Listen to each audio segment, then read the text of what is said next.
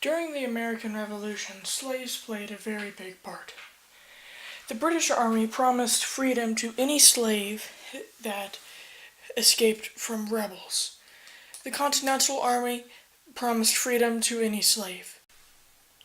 The British Army only accepted runaway slaves from rebels to hurt the rebel cause more.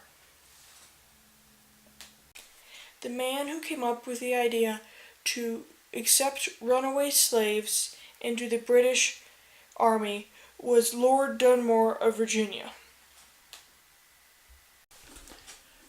Lord Dunmore drew up a document that said everything you needed to do as a slave to get into the British Army. They then posted these all across the colonies. A lot of slaves that joined the rebel cause were forced to by their masters. They were put in place instead of the mandatory serving of the master. These slaves were trained and then put into battle and served a major part in the Revolution.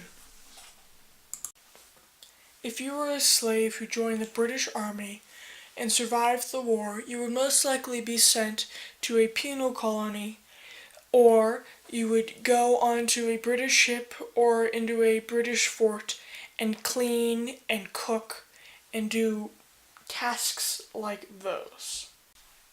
If you were a slave and joined the Continental Army and survived the war, you would most likely be given freedom. Although some slaves did not get freedom, most did. Freed slaves, or slaves that had run away from their masters, served a very big part in the American Revolution for both sides of the war.